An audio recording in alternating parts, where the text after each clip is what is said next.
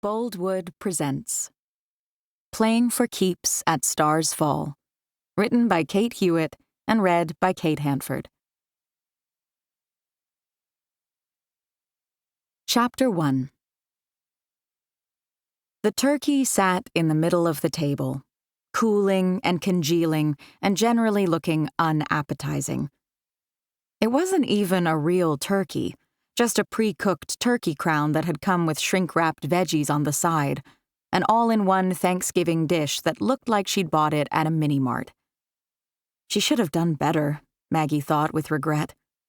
It was just that neither of them had really cared about Thanksgiving this year, and she hadn't had the energy for anything more.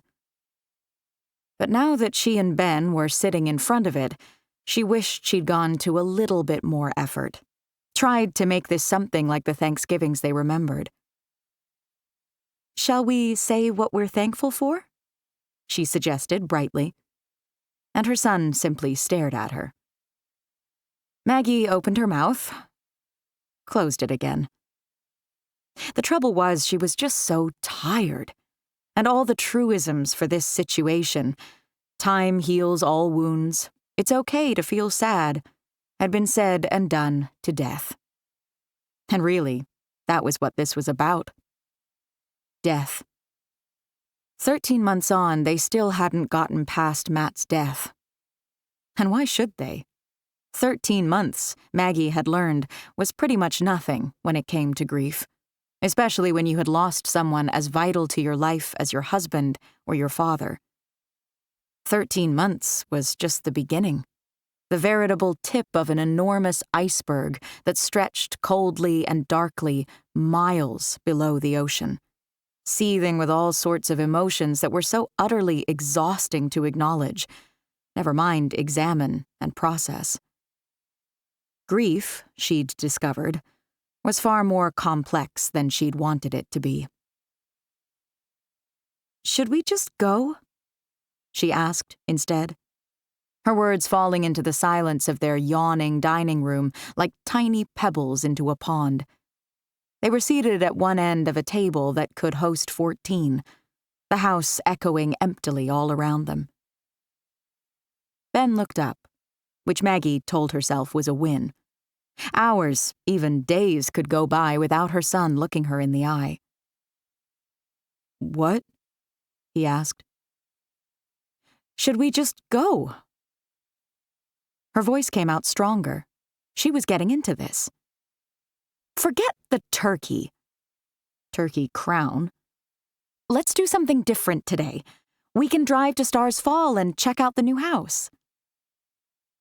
Ben shook his head slowly, skeptical, even suspicious of such an idea.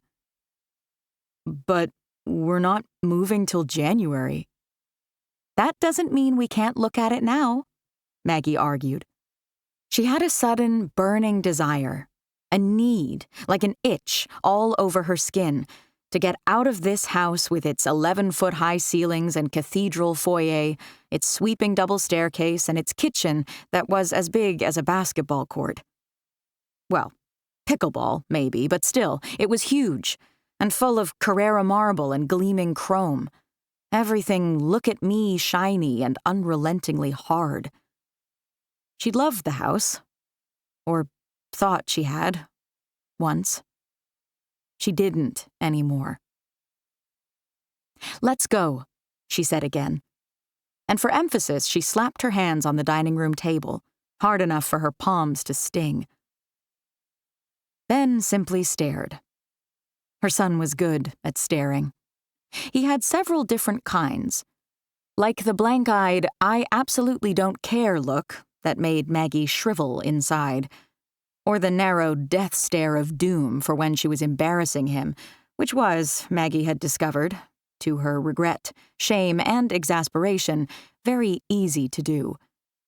And worst of all, the one that cut her to the heart every time, the silent, swamped stare of misery, when she knew how wretched he felt and that there was nothing she could do about it. Except she had done something about it. In the last month alone, she'd withdrawn her son from school and bought a house in what he'd insisted was his favorite place in the world, Starr's Fall, Connecticut. She'd also sunk a hefty chunk of Matt's life insurance into a business she really had no idea how to run.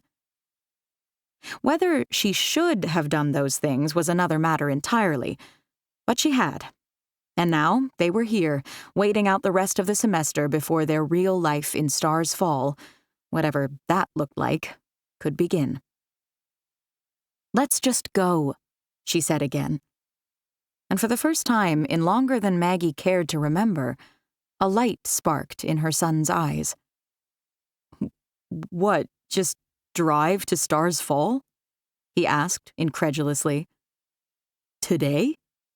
"Why not? It's only an hour." "An hour and a half," he corrected her, and she gave a grimacing nod of acknowledgement. Fine, an hour and a half. An hour 15 if she drove fast, and not that she ever would, considering how Matt had died, but let's do it. Now she was starting to sound a little manic, like an extra on Mickey Mouse Clubhouse, or maybe like she'd inhaled helium. Either way, she knew she needed to moderate her tone. "Seriously, why not?" she said, in a quieter, more reasonable voice. "We don't need to stay here if we don't want to, Ben." "Isn't Thanksgiving like the worst day of the year to drive?" Ben asked as he hunched his shoulders. "For traffic and accidents and stuff?" "Well, yes," Maggie allowed, because she was determined always to take her son's concerns seriously, especially around driving. He hadn't gotten into a car for weeks after Matt's death, save for the limousine they'd taken to his funeral. "But I think it's the Tuesday or Wednesday before or the Sunday after that are the trafficky days. On the day itself, most people aren't driving. They're eating turkey." Cue them both glancing at the turkey crown in the middle of the table, uneaten and looking even more unappetizing. The once golden skin on top had started to shrivel. "We could be there before 2, Maggie continued as she glanced at her watch. If they left 5 minutes ago. A minute passed while Ben simply stared. This stare was yet another in his repertoire, the vacant, "I'm acting like I'm not really here" one, that Maggie still hadn't figured out how to handle. "Ben?" "Okay." He nodded slowly, his shaggy hair sliding onto his face once more. "Fine. Let's do it." "Great!" Maggie jumped up from the table, glad to be in motion. She grabbed the turkey in its foil tray and dumped it, soggy veggies and all, straight into the trash. "We can get something on the way. Your pick." "Really?" A faint lilt of interest in her son's voice had her smiling. "Absolutely." Then she grabbed her coat, her shoes, her keys, while Ben stood by the front door, looking like he was debating whether he should actually get into this idea. "What are we even going to do there?" he asked. "Look around the town?" "Everything will be closed." "Check out the house," Maggie suggested instead. "Choose paint colors. Walk up to the waterfall." She was starting to sound desperate, but she really wanted to go now. "I don't know, Ben. We'll find something, I'm sure." And anything would be better than staying here, in a house that felt like a mausoleum, a testament to what had once been, with no hope for the future. "Let's go." It was, Maggie realized, a nice day. She hadn't noticed the weather this morning. She tended not to notice a lot of things about life lately. But today was one of those late autumn days where everything was cold and crisp and clear. As they drove north toward New Haven, the highway sparkled under a wintry sun. When they turned off I-95 for Route 8, the scenery became more pleasant. Trees and fields, rather than the occasional 18-wheeler and endless billboards. The very last of the leaves were clinging to the maples and birches that lined the road, ragged scraps of scarlet and ochre fluttering in the autumn breeze. The grass was tipped with frost, making the meadows rolling by glitter with silver. Maggie took a deep breath, letting her lungs expand along with her fledgling hope. She could breathe out here, under the autumn sky, with the world seeming so wide open, not like back in Greenwich, in a house that felt like a tomb, with all the memories pressing in on her all the time, which was part of the reason they were moving. The other far bigger part was because of Ben. Maggie slid her son a sideways glance, as ever, trying to discern his mood. She took mental readings of his emotional state as circumspectly as she could, because Ben hated it when she asked about his feelings. He called it creepy. She saw it as essential.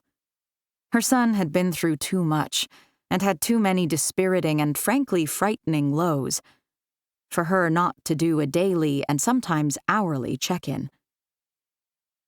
Now she kept her voice light, almost playful, as she asked, "Are you glad we're doing this?" Ben shrugged in reply as he turned to look out the window. All right, well, that wasn't a no. Maggie turned back to the road. 10 more miles to Starr's Fall. Was it silly, she wondered, far from the first time, to move to a place you'd only been to twice? 3, if they counted the day they'd looked at the house and bought it in the same afternoon. Was it stupid? Her sister certainly had thought it was. "Maggie, you don't move to where you vacationed," she'd stated, like it was a universal principle that everyone instinctively understood and followed. "Tell that to everyone who retires to Florida," Maggie had shot back with a smile. Lynn was just about the only person who didn't pussyfoot around her since Matt's death, and she appreciated that. Mostly.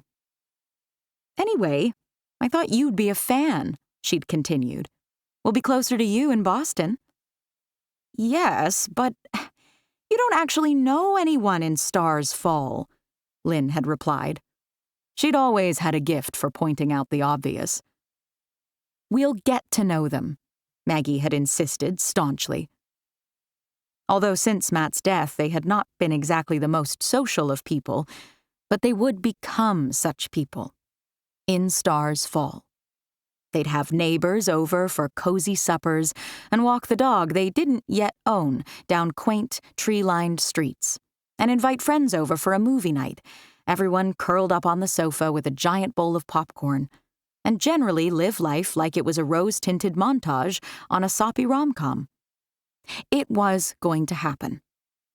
She had to believe that because otherwise what she'd done really was not just silly or stupid, but certifiably insane. And she was doing it anyway. "Mom," Ben said suddenly, "you're going to miss the turn." Maggie came out of her reverie to find she was about to pass the right turn to their future. She hit the brakes with a squeal, causing Ben to inhale sharply as he clutched the door handle, his face paling. Sorry, Maggie said in a rush, and she slowed down to turn onto the road at a more sedate speed. Tall, straight evergreens stood like sentinels on both sides of the road, the Litchfield hills rising up in dark green humps above as they drove the last few miles into town. They'd been to Starr's Fall for 2 vacations. Once, when Ben had been 9, that Maggie recalled with dreamy, rose-tinted fondness, when they'd taken long walks through the woods and gone to the nearby lake to canoe and swim. She remembered Ben lying starfished on the sand, giving her a gap-toothed grin. "Can we stay here forever?" he'd asked. And she'd laughed and ruffled his lake-damp hair and told him she wished they could, but 3 more days would have to do. The second time had been when they'd gone back to Starr's Fall 2 years ago, a vacation that she recalled with less rose-tinted fondness and more quiet regret. Ben had been on the cusp of teenaged angst and glumness, 7th grade had not been a great year. Matt had received his promotion a year before and had grumbled about being in Connecticut when they could have afforded the Maldives. It was only after he'd left, 4 days in to respond to a work crisis, that she and Ben had started to relax. They'd gone back to the lake and canoed all around, and once again, when they'd been sitting on the sand, watching the sun set over the placid water, Ben had asked her the same question. But this time sitting with his head lowered and his elbows resting on his knees, in a voice that had been touched with despair. "Mom, can we stay here forever?" Finally, she was able to say yes. Their 3rd visit to Starr's Fall had been 2 months ago, when they'd bought a house there in a matter of hours. It had been a snap decision that, Maggie hoped and prayed, had been the right one. "Does it look the same?" she asked lightly, and got yet another one of her son's stares, the "well, duh" one, which meant she'd asked a particularly stupid question that was usually undeserving of a reply. "It was summer then," he said, as if that explained everything, which maybe it did. Starr's Fall at the tail end of autumn was, despite the bright blue sky and sunshine, not the same as in the high heat of summer. Now the streets were empty, the stores shuttered, the planters that had been bursting with flowers, holding only a few dead-looking chrysanthemums. The trees lining the street were devoid of leaves, their branches stark and skeletal against the bright sky. Still, Maggie told herself, it was beautiful. It was cold enough that the lampposts were glittering with frost, and she passed a sign for Max's Place, a pet store and bakery that looked cute, before she pulled into the empty space in front of their home and hopefully, one day, café. "Here we are," she sang out, just a little too cheerfully. Ben scowled. Maggie knew what happened when she went too hard on the Pollyanna act. Her son shut down. She took a steadying breath and then got out of the car. A couple were coming out of the pet store a few doors down, balancing several pies as well as a small dog while the woman locked up. Maggie thought about saying hello, decided she wasn't that brave, yet, and headed for their own forlorn-looking storefront, just as Ben finally slouched out of the car. "Hello," the woman sang out, and Maggie turned, startled. She still wasn't used to people talking to her without knowing her history. She wasn't used to people talking to her, period. Since Matt's death, she'd gone into hermit mode, and the twin awkwardnesses, because that was how people viewed grief, she'd come to realize, as awkward, of Matt's death and Ben's difficulties, had kept any well-meaning acquaintances away. She hadn't minded that much, because she hadn't been craving chit-chat, and she'd never been particularly adept at it anyway. But now, this woman, she couldn't be more than 25, was beaming at her, while the dark-haired man behind her tried to keep hold of a small and very cute, wiry-haired dog. "Are you new here?" the woman asked. "Are you moving in?" Maggie glanced at the man, who smiled and waved. "Yes," she said, when she realized belatedly that it was her turn to talk. "We're moving in." She nodded toward the shuttered storefront. "We're hoping to start a board game café here, actually." There. She'd said it out loud. So now it had to happen, right? A board game café! The woman sounded delighted, far more than Maggie might have expected. "That's amazing!" Maggie managed a smile. "Well, I hope so," she said. Mainly because she really did. She'd never started or managed a café or even worked in one. She'd never so much as operated a cash register. She could play Scrabble and Monopoly when pressed, but not much else. Yet, here she was, doing this crazy thing, This so very stupid thing, because it just might be the way for Ben to find his way back to himself. She hoped. Oh, Lord, how she hoped. "I'm Lori Ellis, and this is Joshua Riley," the woman continued, introducing them both. "I run the pet store, Max's Place, and he has the bookstore across the street." "Oh." Maggie couldn't help but be a little startled by so much overt friendliness. "It's very nice to meet you. I'm Maggie Parker, and this is my son, Ben." She put a hand on Ben's shoulder, a gentle reminder for him to actually speak, like pulling a string on a talking doll. "Hey, nice to meet you," Ben said, his greeting one long mumbled word that Maggie was pretty sure neither of her new neighbors caught. "Nice to meet you, too." Lori Ellis looked between Maggie and Ben, her hazel gaze seeming to take in too much. Could she see how battered they'd been by life, how bruised they both still felt? Maggie had wanted to start her new life in Starr's Fall as someone happy, healthy, and whole. At least, she wanted to give that impression. But she had an uncomfortable feeling she'd failed at the first test. "I'm so glad you're here," Lori continued, sounding like she meant it. "Welcome to Starr's Fall." "Yes, thank you."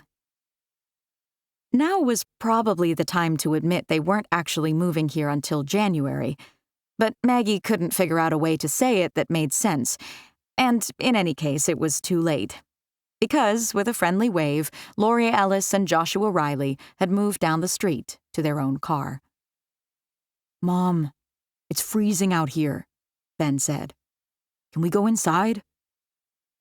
He jammed his hands into the pockets of his jeans, looking like he'd rather be anywhere else. "Yes, sure."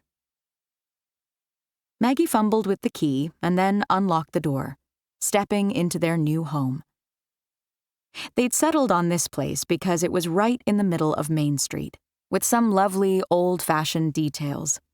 A corniced ceiling, wide floorboards of golden oak, a deep bow window that was perfect for displaying board games. Plus, it was large enough for the sofas and tables they'd need for the café, and it already had a small kitchen in the back, for when they were ready to provide their own food. "Just the basics," Ben had told her. "French fries and nachos and stuff like that." Looking around now, though, all Maggie felt was overwhelmed. Last May, she would have promised Ben anything, and she basically had. Starting over in Starr's Fall, selling their house and buying this place, agreeing that he could finish the school year online. She'd said yes to it all. Now she had to turn her rash promises into reality. "Shall we look upstairs?" she suggested. Ben's response was a shrug.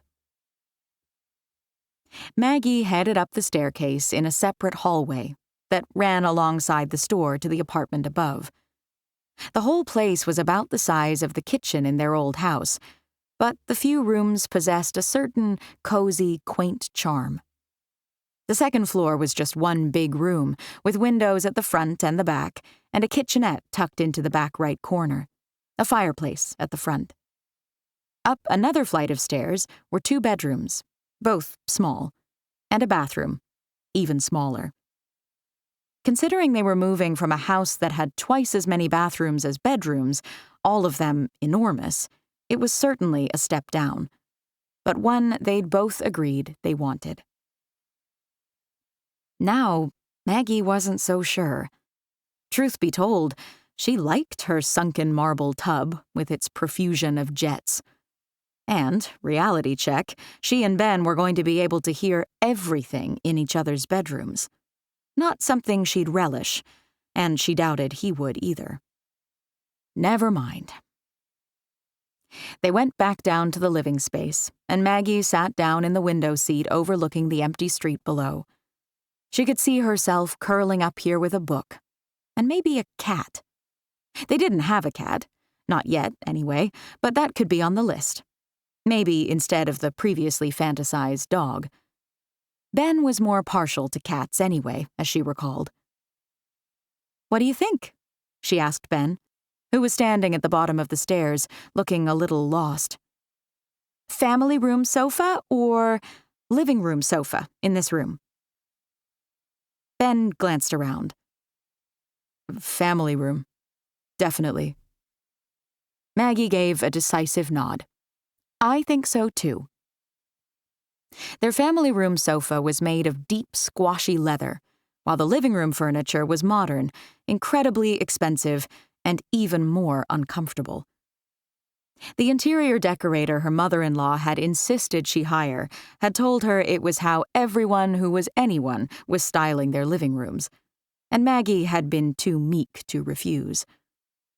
But now they could sell it all, or leave it on the curb for the trash, because since Matt's funeral her mother-in-law had more or less stopped speaking to her, and after 16 years of a decidedly tense relationship, that was a somewhat welcome change. So, really, no sofa and no mother-in-law could be considered a double win. Although she hoped Matt's mother stayed in touch for Ben's sake. She knew it wasn't a guarantee. A sigh escaped her before she sucked it back in, not wanting Ben to see her falter for a moment. She could worry about her mother-in-law and their lack of relationship later. "We could move here early," she ventured. They'd promised Lynn they'd go to Boston for Christmas, but nothing was keeping them in Greenwich except a sense of duty, or maybe propriety. Maggie hadn't wanted it to look like she was running away, even if on some level she knew that was exactly what she was doing. Ben looked tempted for a moment, but then he shook his head. "Nah, let's keep it to January," he said. "I've got the RQ con anyway." Maggie gave a mechanical nod. "Of course." How could she have forgotten the weekend online conference where Ben played the fantasy role-playing game Rain Quest for 36 hours straight? He'd done it for the first time last year, just a few months after Matt had died. Matt, Maggie knew, had been more than a bit dismissive about playing a game so obsessively, which Maggie sort of understood. But Ben didn't consider Rain Quest merely a game. It was something of a lifestyle choice, and it had become even more of one since his dad had died.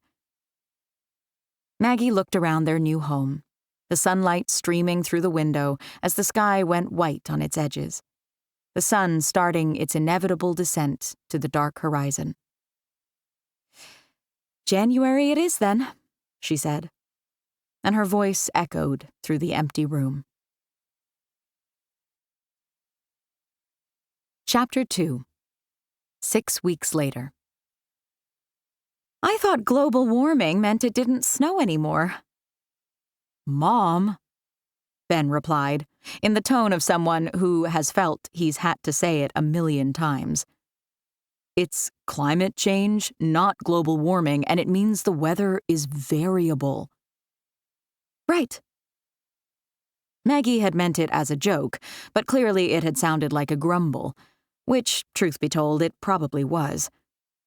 Driving her 10-year-old station wagon through 6 inches of slushy snow wasn't high on her bucket list.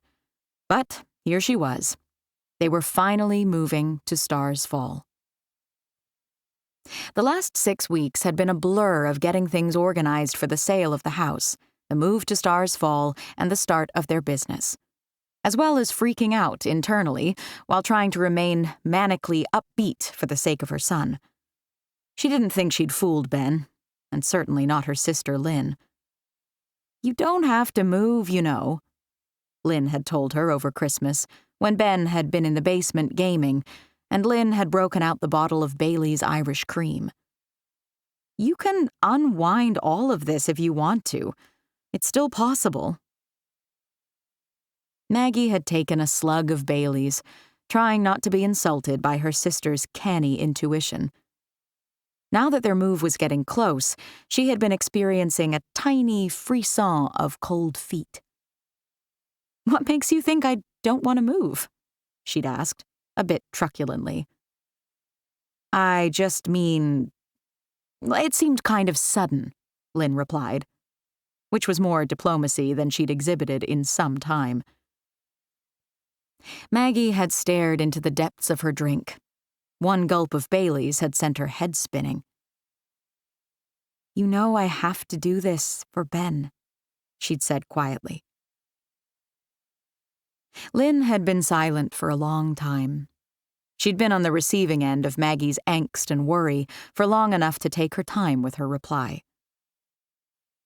"Yes, but, you know," she'd finally said, gentling her voice, "this isn't necessarily going to be a magic bullet for Ben. Or for you." Maggie had taken another slug of Bailey's. "I know," she'd replied. But the fact remained that she wanted it to be a magic bullet, a fix-all for all that was wrong with her and Ben's lives. She needed it to be that, because life had been too hard for too long, and she wasn't sure she could keep slogging through, day by grueling day. "So, you're still going to do it?" Lynn had asked, sounding a mix of incredulous and resigned. Maggie had felt as if she were teetering on the edge of an abyss, about to free-fall, windmilling her arms as she hurtled through empty space.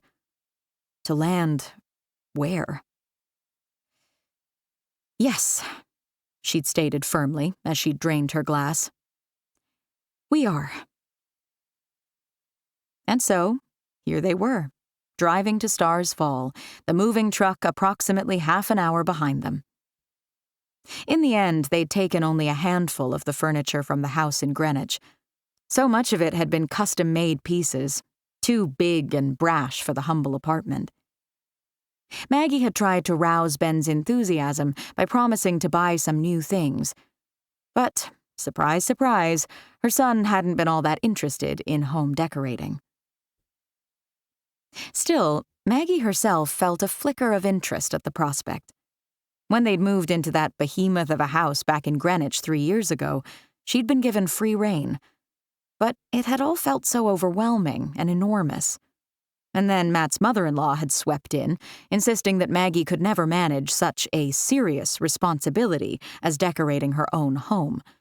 And so she'd gone with the interior decorator her mother-in-law had recommended, and she'd agreed with every single suggestion the bossy, stick-thin woman with talon-like nails had given. Thankfully, those days were behind her. That thought sent a flash of guilt, like a blaze of lightning through her. How could she ever be glad that her life had changed? Basically, be glad that Matt was dead, because one pretty much equaled the other. She was a horrible person for letting such a thought flit across her mind for so much as a second, no matter how challenging things had become in their marriage. And she vowed never to think that way again. Ever. "Mom!" Ben exclaimed in exasperation. "You almost missed the turn again." Sorry. Just like the last time, at Thanksgiving, Maggie was forced to put on the brakes before making a hard right. She let out a shaky breath and glanced at Ben with a smile. "I was distracted by thinking about everything we need to do." "We don't need to do that much, do we?" Ben replied. "Just buy some games and tables and stuff. It'll be easy." As if. Her son had no idea of the reams and reams of red tape that went into opening a business, especially one that offered food. The number of licenses, inspections, criterion, and guidelines she had to meet. She had a 3-ring binder full of printouts of such stuff. She hadn't looked at any of it very closely yet, but she would. Soon. "There's a little more to it than that," she replied lightly. "But we'll get there." Eventually. Maybe. No, they would. They would. Starr's Fall was coming into view, and this time the main street looked like a snowy wonderland. The sidewalks heaped with the stuff, icicles dripping down from the eaves. Apparently, the snowplow hadn't been through the town yet, even though it was nearly noon and the snow had fallen last night. Well, it was off the beaten track, Maggie told herself. And the snow was pretty, even if it was already starting to melt. Okay. She pulled over in front of the store, the tires squelching through the slush, and parked the car.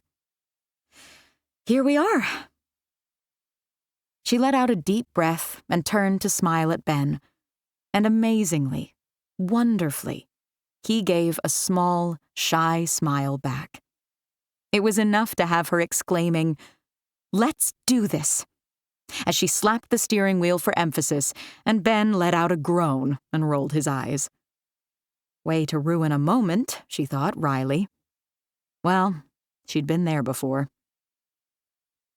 Maggie got out of the car, the air cold and crisp, as she stretched her arms briefly above her head and surveyed their new abode. It was a lot smaller than the imposing McMansion they left behind, but it was quaint and cozy, and she thought she'd like living on the main street, everything they needed just a stroll away. She took the key out of her pocket and unlocked the front door, stepping inside to the store. It looked just as it had 6 weeks ago on Thanksgiving, only dustier and colder. She needed to figure out how to turn the heating on, and quick. "The moving truck should be here soon," she called to Ben. He was standing in the doorway, his backpack slung over one shoulder. "Do you want to close the door?" Yeah." He hesitated, sliding his backpack from his shoulder. "By the way, I made this." "You made something?" Maggie turned around, smiling in surprised expectation. Her son was not a crafty person, so she was curious, as well as heartened that he'd had the urge to make anything at all. He unzipped his backpack and took out a long, silvery sheet of paper. As he unfolded it, she saw it was a banner, complete with glittery writing. "Grand opening coming soon. Your turn next, Board Game Café."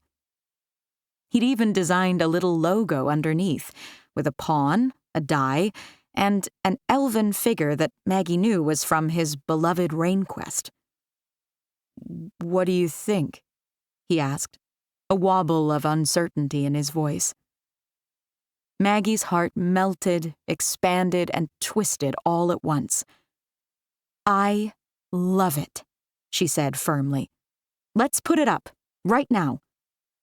Ben's eyes widened. "Really?" "Yes, why not?"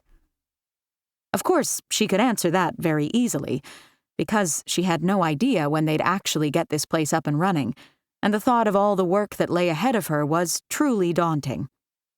She didn't want to make promises to the public that she couldn't keep, but neither was she about to rain on her son's parade. She didn't even want to drizzle.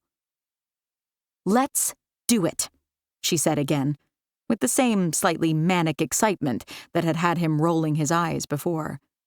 "Okay, Mom. Chill. Anyway, we don't have any tape."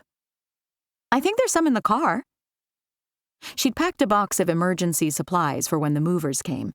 Scissors, tape, coffee mugs, kettle. "Hold on, one sec," she said, and headed back outside. A few minutes later, she was back with the promised tape, and she and Ben unrolled the banner to position it diagonally across the window. "Maybe it's too much," he said, the self-doubt that had so often dogged him creeping back once more.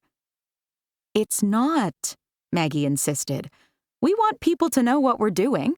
Why not make a little bit of a splash?" "I guess."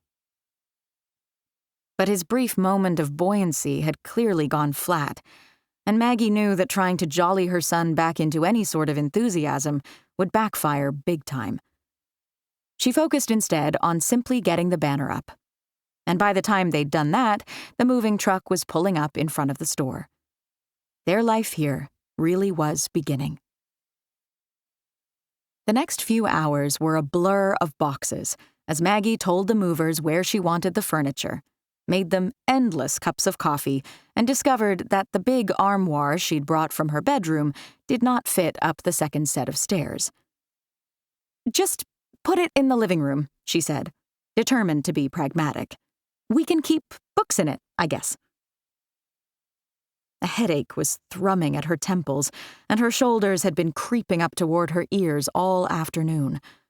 She didn't want to be stressed, but she was. Every box or piece of furniture that the movers brought in made her realize yet again that this was really happening. She had moved, at the age of 41, to a place where she knew absolutely no one, to run a business she had absolutely no experience of. Her sister was right. This was insane. Her mother had thought she was crazy as well. Widowed herself 3 years ago, she'd made herself indispensable to her community in Pennsylvania, baking for charity, delivering Meals on Wheels, volunteering at the local preschool. Just hearing about her mother's schedule exhausted her. "You should stay in Greenwich, Maggie," she'd said, when Maggie had first floated the idea of moving to Starr's Fall, "where you know people. Get involved in things. Keeping busy helps, trust me." Maggie had definitely not kept busy. She couldn't count the number of days she'd lain in bed till noon or binge-watched Is It Cake until her eyeballs ached. She could tell a real cake from 50 paces, however, or so she liked to believe. As for the people she knew, a lot of them hadn't wanted to know her after Matt's death, and her friends from college or high school had slumped into yearly Christmas cards and the occasional well-meant text. Maggie knew that all of that was at least partly her fault. When Matt had got his mega promotion, she hadn't really gelled with the new group of hedge fund managers and their blonde, Botoxed wives that had become their social circle. To be fair, she hadn't really tried, and she should have. Blonde hair and Botox did not disqualify someone from being a kindred spirit. It just meant they were starting from a different place. But because of Ben, she'd chosen to leave it, and them, all behind. Sometimes a fresh start was what you needed. "No regrets," Maggie muttered under her breath, and Ben gave her a sharp look.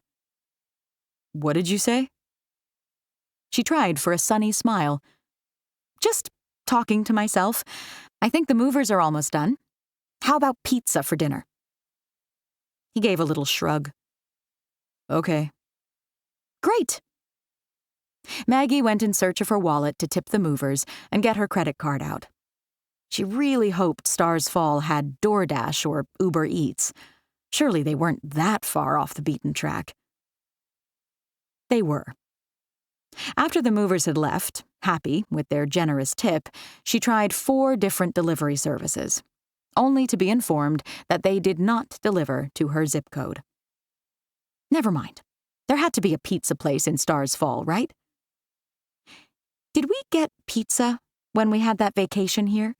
she asked Ben, and he looked at her blankly. "I don't know. I don't remember." Of course he didn't remember. It had been 2.5 years ago. In fact, Maggie reflected, both her and Ben's memories of those 2 vacations were probably very hazy indeed. And yet, they'd based their whole life plan on returning to a place they barely remembered and had only been to for 2 weeks in total. Why, again? No regrets. "Slice of Heaven is 5 minutes outside of town," Ben ventured, scrolling on his phone. "No delivery, but they take phone orders." "Great." Maggie made the call, ordering their usual, a large cheese pizza with black olives and pineapple, and then turned to her son. "You want to come with me to pick it up?" Ben's gaze slid sideways as he shook his head. "No, I'm good. I think I'll unpack some stuff in my room." "Okay." Her heart gave a painful little twist at the thought of leaving him alone. which was kind of ridiculous because he was 14 years old, 15 in April.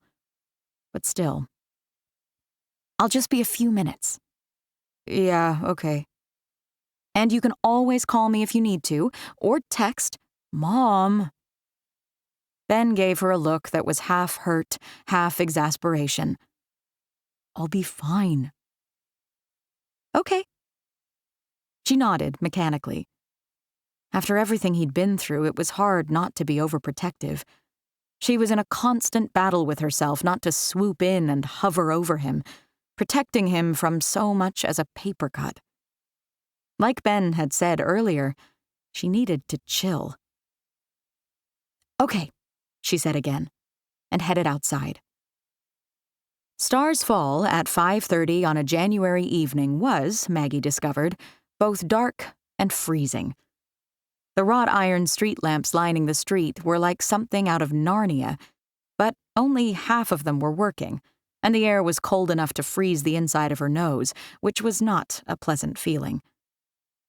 She climbed into her station wagon, praying it would start in this cold, half wishing she'd taken up Matt's offer of a Porsche SUV when he'd got his promotion. She'd refused, both out of pique and a deep-seated desire not to be that kind of person. When she tried to explain it to Matt, he'd been exasperated, as well as a little hurt. What kind of person? He'd demanded. The kind of person who drives a Porsche? Yes, she'd cried. Exactly. But I drive a Porsche, he reminded her. To which Maggie had not been able to think of a suitable reply. Matt had been so proud of his sports convertible, bought with one of his bonuses. She hadn't had the heart to say she didn't like that car either. Okay, she really needed to stop thinking this way. Only good memories, she muttered under her breath, a necessary reminder, and started the car.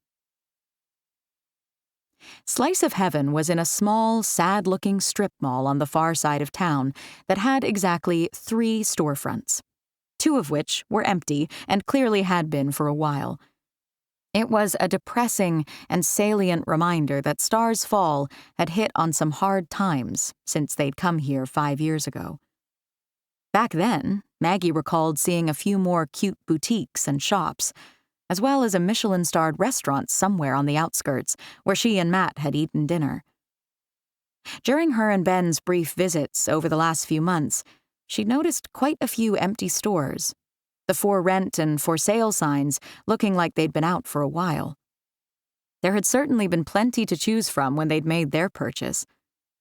And this was the place they'd decided to set up a new business? Her sister didn't even know the half of her insanity. Still, she told herself as she headed into the pizza place, there were a few thriving businesses around. Lori Ellis, who had so kindly introduced herself at Thanksgiving, clearly was managing to keep her pet store, Max's Place, going. And her boyfriend, Joshua, had the bookstore across the street, which looked inviting. Plus, on the way into town, they'd driven by a bakery, an ice cream parlor, and a diner. And now, as she headed toward the pizza place, she saw a now open sign plastered in the window. So she and Ben weren't the only ones starting a business here. There was one customer waiting for his pizza in Slice of Heaven, his back to Maggie as he leaned against the counter. She'd just taken her place behind him in line when he turned around, and she sucked in a startled breath, which caused her to choke, which was hugely embarrassing, because the only reason she'd been surprised at all was that the man in front of her was so ridiculously good-looking. "Are you okay?" he asked in concern as he lifted a hand to pat her back, but then held back, no doubt wondering about the propriety of such an action. "I'm fine," Maggie assured him, refusing to cough even though her eyes were watering with the desperate need to. "Fine, just swallowed the wrong way." The effort of speaking had her erupting into coughs she couldn't contain, so for a few seconds she choked and spluttered, feeling ridiculous. The man decided to pat her back, gently, his palm warm even through her coat.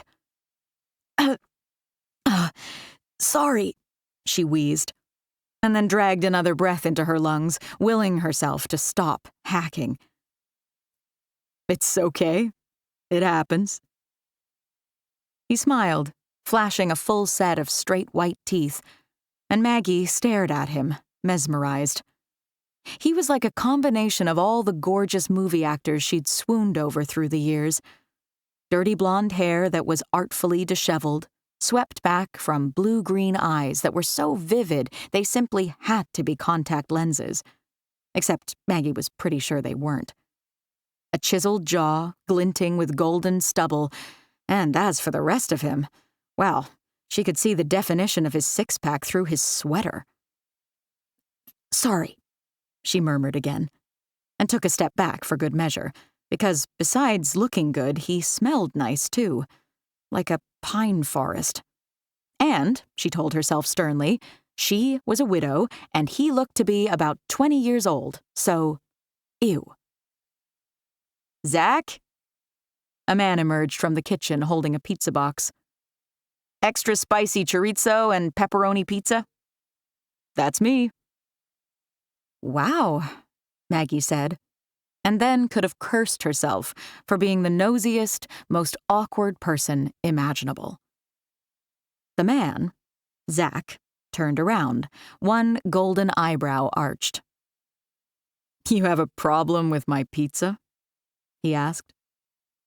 And to her mortification, his tone was flirtatious. Oh, heaven help her, to be the object of such pity that a stunningly good-looking guy like him would flirt with her, the way you might toss a bone to an old, sad dog. Well, I certainly couldn't eat it, she replied. And to her further mortification, she sounded flirtatious. What on earth was wrong with her? She was a widow, for heaven's sake. She was a middle-aged, libidoless, desiccated widow, flirting with a kid who looked young enough to almost be her son. No? His mouth, and a very nice mouth it was, quirked into a smile. Why not? All that pepperoni? It would give me gas. Which was, Maggie realized as her cheeks turned scarlet, the verbal equivalent of farting in public, which was basically what she'd just said she would be doing. So much for flirting. She was now being awkward and weird. Thank God Ben hadn't come with her. Although, if he had, maybe she would not have acted like this. Clearly, she could not be trusted in public on her own. After a year of watching and rewatching episodes of Is It Cake by herself, she had no idea how to relate to other people in a vaguely normal way. Zach, however, laughed, sounding genuinely amused. That doesn't mean it isn't worth eating, he pointed out. You just have to take the consequences. Maggie only shook her head. Her whole face was hot, and she wanted nothing more than to escape to her car so she could privately melt into a puddle of pure mortification. The guy behind the counter was looking bemused by their whole exchange. Hanging her head, Maggie stepped forward to receive her own order. Large black olive and pineapple pizza? She whispered. Black olive and pineapple? Zach exclaimed from behind her. Okay, now I think we need to have a serious discussion about pizza topping choices. It's a weird one, she managed to admit, in a voice that she hoped sounded somewhat normal. My son picked it, so nobody else would ever ask to share his pizza. If she thought he might be fazed by the fact she had a son, although why would he? She had no idea, since obviously there was absolutely nothing going on here at all. He wasn't. Sounds like a smart kid, he remarked. He is, she agreed firmly. She took the pizza box with a murmured thanks, and then, without meeting Zach's eye, started to sidle from the store. Are you new here? He called, just as she'd reached the door. Maggie hesitated.